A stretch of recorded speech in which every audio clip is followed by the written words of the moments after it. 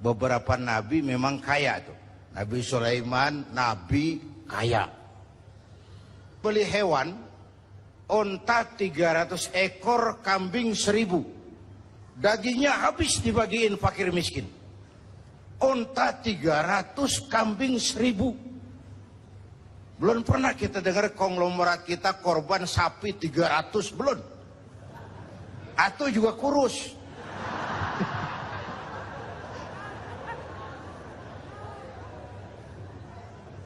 Onta 300, kambing 1000 disembelih, dagingnya habis dibagiin fakir miskin. Malaikat memuji, manusia kagum. Bukan main Ibrahim ini. Kaya, berani. Kalau miskin berani, umum. Kepepet. Kaya, berani.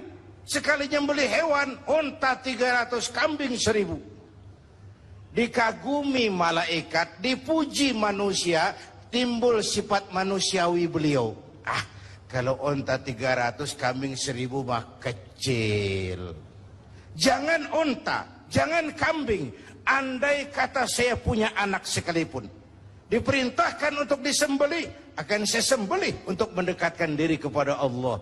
Tuh keluar tuh ucapan. Kenapa? Waktu itu beliau belum punya anak. Jadi ngomongnya enak. Tuh biasa bahasa kampanye.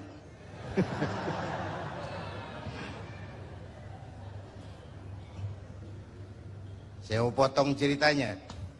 Setelah punya anak bernama Ismail dari Siti Hajar, falamma balagha ma'ahu sa'ya. Ketika Ismail sudah pandai usaha, sedang lucu-lucunya.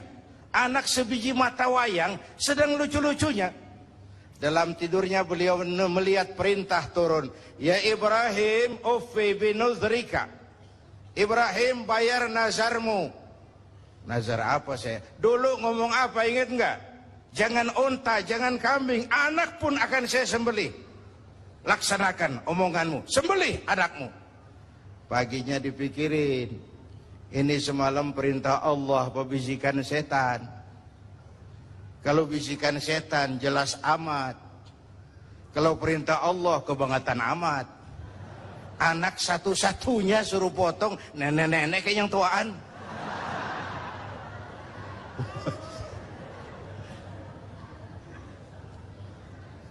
Maaf nek, bercanda.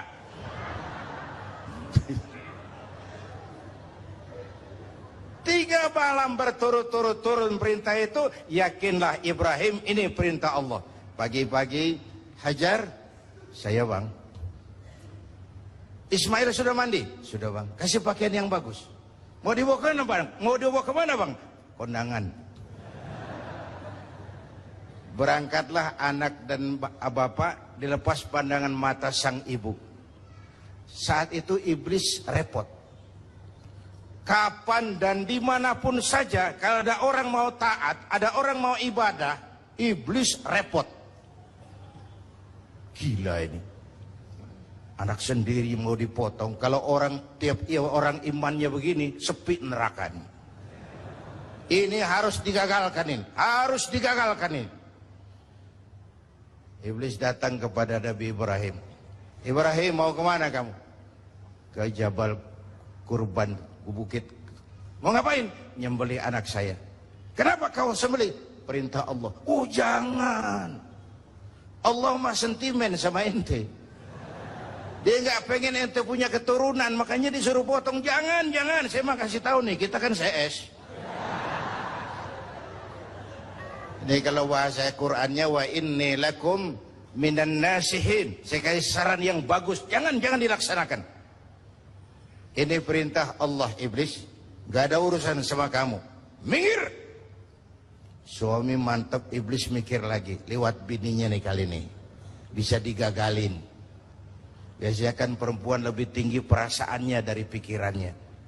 Nih bisa nih digoda nih. Datang iblis kepada Siti Hajar. Hajar, kamu tahu mau dibawa kemana anakmu sama suamimu? Gak tahu, katanya mau kondangan. Kamu dibohongin, mana ada orang kondangan bawa tambang sama pisau. Anakmu mau disembelih. Lah kok tegel-tegel itu. Kok sampai hati nyembelih anaknya sendiri? Katanya perintah Tuhannya Allah. Perintah Allah, perintah Allah. Iblis, kalau memang ini perintah Allah, jangankan cuma anakku Ismail, aku ibunya mau ikut disembelih. Gak ada urusan sama kamu. Minggir. Kata iblis, ini lebih gila dari lakinya nih. Malah mau ikut minta dipotong sekalian. Dikira perempuan imannya lemah, malah mantep. Suami mantap, istri mantap, tinggal satu harapannya. Lewat Ismail kecil nih. Namanya juga ABG nih. Anak baru gede nih. Gampang nih urusan nih. Datang iblis kepada Ismail. Ismail. Iya om. Namanya ABG. Ya? Om iblis. Kamu tahu mau dibawa kemana sama bapakmu? Gak tahu. Kamu mau disembelih? Disembelih? Disembelih. Kok sampai hati bapak nyembelih saya? Katanya perintah Allah Tuhanmu itu. Perintah Allah. Perintah Allah. Kalau perintah Allah itu iblis. Zahir batin saya siap. Zahir batin saya ikhlas. Gak ada urusan sama kamu iblis. Minggir. Iblis mau ngomong lagi. Ismail kecil ngambil kerikil. Idhab ya la'in. Pergi laknat, terkutuk kamu. Itu yang disimbolkan ngelontar tuh hiaji ya. Itu simbol permusuhan abadi manusia sama iblis. Di Mina iblis kita sambitin, sampai pancoran tetap kita musuhin. Ini kan jamaah haji kita di Sedo doang gembos banget ngelontarnya. Bismillahirrahmanirrahim, Allahu Akbar, joger. Gak ada kerikil, sendal, duar. Ngelontar setan. Selesai haji, selesai. Pulang ke tanah air, pulang. Sampai di Jakarta, ditemenin lagi setan. Tuh setan nyengir dong, lu kemarin nyambitin gua bohong-bohongan lo. Sekarang berteman lagi. Simbol permusuhan abadi manusia dengan iblis. Perintah dilaksanakan, Ismail diganti seekor kambing kibas. Dan baru karunia lagi seorang putra yang bernama Ishak. Artinya apa? Nggak pernah rugi orang yang mau berkorban. Nggak pernah rugi orang yang mau berkorban. Nggak punya prinsip bakal serba salah. Kok gitu pak? Ayo kita buktiin. Luqman keluar sama anaknya bawa seekor keledai. Keledai kecil. Dituntun berdua. Lewat di tengah orang pada ngomong. Anak sama bapak sama gobloknya. Bawa keledai bukan ditaikin, dituntun. Tolol. Nah, kamu dengar nak? Iya pak, sekali kita salah. Sekarang gimana pak? Bapak yang naik, kamu jalan. Jalan. Lewat lagi di tempat orang ngomong lagi. Bapak kagak tahu diri. Enak-enakan di atas keledai. Anaknya disuruh jalan. Tega sama anaknya. Kau dengar nak? Iya, 2 kali kita salah. Habis sekarang gimana pak? Kamu yang naik, bapak jalan. Lewat lagi orang teriak lagi. Anak durhaka. Di bapaknya disuruh jalan, dia enak-enakan. Dengar nak? Iya pak, 3 kali kita salah. Sekarang gimana pak? Kita naikin berdua yuk. Naik berdua. Sampai di tempat orang banyak teriak lagi. Anak sama bapak samanya ini. Tidak punya peri kebinatangan. Masa keledai kecil dinaikin berdua? Kejam. Nah, kau dengar? Iya. Berapa kali kita salah? 4. Habis sekarang gimana pak? Sekarang keledainya nyok kita gotong. Gua pengen tahu orang ngomong apa.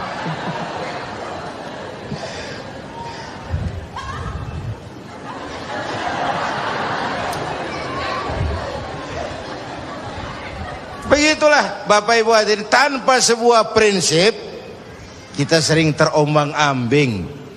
Makanya kita rakyat ini kudu punya filter. Rakyat harus jadi rakyat yang cerdas. Emas pasti kuning. Ya, apa semua yang kuning pasti emas?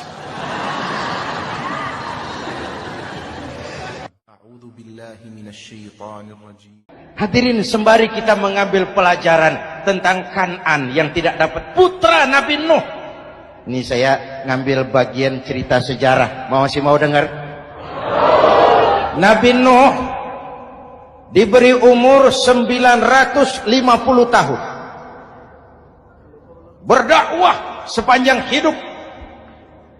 800 tahun beliau dakwah, dapat pengikut tidak lebih 80 orang. Rata-rata 10 tahun satu. Yang dihadapi ini umat yang kurang ajar, bandel, bajingan, tengik. Kalau diceramahi, telinganya ditutup dengan tangannya. Ini saking kurang ajarnya ini umat. Diberikan dakwah, telinganya ditutup dengan tangan. Nabi Nuh ketika di puncak kesabarannya munajat, ya Rabb, bagaimana Nuh? Siang malam saya berdakwah kepada umat ini. Saya sampaikan risalahmu, saya canangkan seruanmu, saya sampaikan ajaranmu. Inni da'autu qaumi lailan wa nahara. Siang malam saya berdakwah kepada umat. Wa inni kullama da'autuhum ja'alu asabi'ahum fi adhanihim. Tiap kali saya sampaikan dakwah kepada mereka, mereka tutup telinganya dengan tangannya. Saya tidak sanggup menghadapi umat seperti ini, ya Allah. Habis mau kamu bagaimana, Nuh? Sikat saja sudah semua ini. Bikin mati saja. Nanti kalau punya anak, anaknya kafir lagi. Lebih baik bapak moyangnya, mbah-mbahnya sikat semua. Rabbi la tazar 'alal ardi minal kafirina dayyara. Jangan disisakan orang kafir. Habisin semua. Itu mau kamu? Iya. Buat kapal Nuh, nanti aku turunkan banjir. Dengan apa saya membuat kapal, ya Rabb? Pakai kayu, Nuh. Kayunya dari mana, ya Rabb? Dari pohon tentu. Pohonnya belum ada, ya Rabb. Tanam dulu, Nuh. Membuat kapal kayunya nanam pohon dulu. Apa artinya? Perjuangan bukan simsalabim abragedabra. Perjuangan bukan makan lombok, ini hari dimakan, ini hari pedas. Perjuangan itu proses. Ada keringat, ada air mata, ada darah, tempo-tempo nyawa. Itulah perjuangan. Sudah pohon ditebang, buatkan kapal di tengah kampung. Umat unjuk rasa lagi. Nuh makin gila. Bikin kapal di tengah kampung, mau belayar kemana? Selesai Nuh, selesai ya Rabb. Naik. Orang-orang yang beriman bersamamu, naik. Binatang serba sepasang, naik. Naik Nuh, naik orang beriman, naik. Binatang serba sepasang. Gerimis mulai turun. Setelah kapal semua terisi, Nabi Nuh kontrol. Sudah naik semua? Sudah. Nuh. Mas Bejo ada? Ada. Bawa painem, naik sudah, masuk. Oke. Kan'an anak saya ikut tidak naik kapal. Kami tidak lihat, Nuh. Turun ke bawah. Ada Kan'an. Kami tidak lihat, Nuh. Naik ke atas buritan. Kelihatan Kan'an tidak ikut naik kapal. Kumpul bersama orang kafir di daratan. Inilah potret kehidupan. Kumpul dengan orang-orang kafir. Berapa banyak anak-anak kita tidak mau ikut orang tuanya ke masjid. Kumpul dengan orang-orang kafir di tempat maksiat.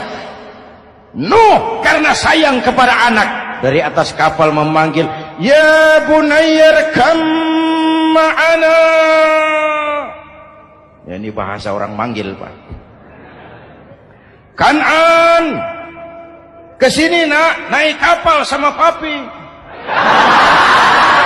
Ini terjemahan bebas. Jawab Kan'an di bawah, tidak mau Pak, saya di sini saja. Jangan nak, Allah sedang murka, akan turun banjir. Kalau datang banjir Papa, sa'awi ila jabalin ya'simuni minal ma'. Saya akan naik ke gunung tinggi yang bisa menyelamatkan saya dari banjir. Kan'an naik ke gunung tinggi, gunung pun tenggelam dihantam banjir. Dalam puncak kepedihan, Nabi Nuh akhirnya sadar, ya Allah, kalau orang kafir tenggelam, memang saya yang minta, tapi Kan'an kan anak saya. Nuh, anggap Kan'an bukan anakmu. Wa innahu amalun ghairu salih. Nuh sadar, akhirnya bilang, ana urid wa anta turid wallahu fa'alun lima yurid. Aku punya kemauan, kau Kan'an punya kemauan, Allah juga punya kemauan. Kemauan Allah lah yang akhirnya jadi kenyataan. Nek sekarang juga kita ngadepi musim banjir. Bukan banjir air saja, banjir peradaban-peradaban yang masuk ke negeri kita. Banjir maksiat, banjir munkarot. Kalau kita sudah ke masjid, kita sudah naik kapal. Tolong kontrol anak-anak kita. Tolong kontrol tetangga kita. Ayo naik kapal. Banjir.